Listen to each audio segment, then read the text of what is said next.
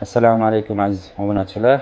Navbatdagi bemorimiz Qozog'iston fuqarosi. Bundan 40 kun oldin chap tomonlama eshik pasayishdan shikoyat qilgan.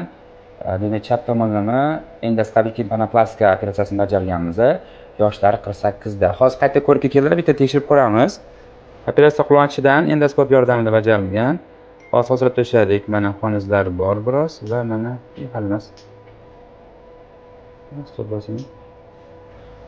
Demak, mana pardani holati ko'rishingiz mumkin. Parda butunlay tiklangan. O'rtasi katta defekti bor edi. Defekt yopilgan, mana qon tomiri o'sib, pardani holati ideal holatda.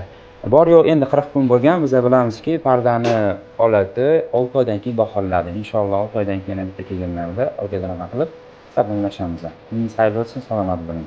Ko'p rahmat. Qo'lingiz yengil bo'lsin. Operatsiyadan keyin og'riqlar bo'lmadimi? Og'riq bo'lmadi, og'rimadi. Yaxshi o'tdi. Kuchli bo'ldi. Salomat bo'ling, sog'ayib keting. Xudo xolasa yana ham ochiladi hali qulog'ingiz. Xo'pmi? Hozir ancha o'zgarish bo'ldimi? Bo'ldi, yaxshi. Hozirgina ochildimi? Ochilib turibdi. Qitir etadi. Gazandan olgandan keyin ochildi. Yaxshi. Xudo xolasa bundan ham yaxshi bo'ladi inshaalloh. Rahmat. Ko'ramiz bitta. Qaraykan. Qozog'iston fuqarosi har doim nima bo'ladi? Bizga shifo ko'p keladi. Qozog'iston brendi bitta Merci. Rahmat sizga, salomat bo'ling.